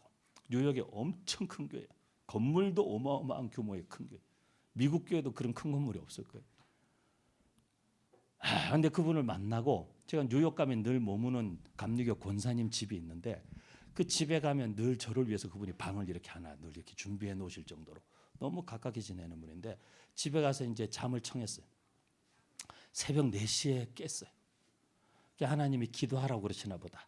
침대에서 내려와서 바닥에 무릎을 꿇고 기도했어요. 기도를 시작하자마자 하나님이 저한테 그런 감동을 주시는 거예요. 제가 이렇게 엎드려서 막 이렇게 기도하는데 하나님이 저한테 네 손을 이렇게 펴보라고. 그래서 제가 이렇게 엎드려서 손을 모으고 막 기도하다가 제가 손을 이렇게 폈어요. 펴고 기도하는데 하나님이 저한테 그런 감동을 확실하게 주셨어요. 뉴욕을 내려놓으라는 거예요. 그래서 제가 하나님 알겠습니다. 내려놨어요. 내려놓고 제가 다시 DC로 차를 타고 내려가면서 되게 길을 잃은 것 같았어요. 왜? 내가 기도하고 내가 꿈꾸고 도전하고 사역하고 했던 것들이 이렇게 풀리는 것 같았는데 그 길대로 뉴욕에서 너무 좋은 제안이 많았어요. 지금까지도 제가 교제하고 만나는 당시에 비즈니스를 엄청 크게 하던 장로님, 권사님 부부가 있는데 자기들이 펀드를 뭐 10몇만 불, 20만 불 모아놨으니까 맨하탄에 자기들 아파트가 있는데 거기 전사님 뉴욕 오시면 거기 사시고 자기들이 펀드 전사님께 다 드릴 테니까 우리하고 같이 다음 세대 사역하자고. 너무 많은 제안, 좋은 교회. 근데 하나님이 놓으라는 거예요. 놨어요. 근데 그걸 놨기 때문에 제가 이승종 목사님하고 그런 시간을 보낼 수 있었던 거예요. 그리고는 제 인생에 말로 다 할 수 없는 저의 깊은 내면에서부터 엄청나게 깊은 변화가 일어났습니다. 저는 우리 귀한 JYM의 청년들에게 예수님 만나서 그런 깊은 변화가 있기를 축복합니다. 삶의 목적이 바뀌고 삶의 가치와 기준이 바뀌고 내 정체성이 바뀌고 그리고 내가 무엇을 위해 어떻게 살아야 할지를 고민하고 기도하면서 그 성령의 인도와 영감과 창조성 가운데서 그런 것들을 하나님 보여주시고 그 길에 순종함으로 도전하고 나섰을 때에 거기에 창조적인 상상력과 하나님 부어주시는 영감으로 그 시대를 향한 대안들을 던지고 제시하고 삶으로 만들어내면서 지금같이 청년들이 절망과 길이 보이지 않고 답답한 가운데 있는 청년들이 이 대안적 공동체 같은 JYM을 보면서 아 우리도 저기 가서 운동하면 인생이 달라질 수 있겠구나. 진짜 짐인 줄 알고 올지도 모르잖아요. 여기 헬스장 하나 오픈하세요, 여러분. 그런 대안적인 공동체, 그런 하나님의 사람들을 지금 이 시대에도 주님은 찾고 계세요. 여기 있는 여러분들이 바로 그 사람들이에요. 그 헌신으로 다시 한번 또 세상을 향해 여러분의 삶으로 메시지를 던지는 우리 모두가 되기를 주님의 이름으로 축복합니다.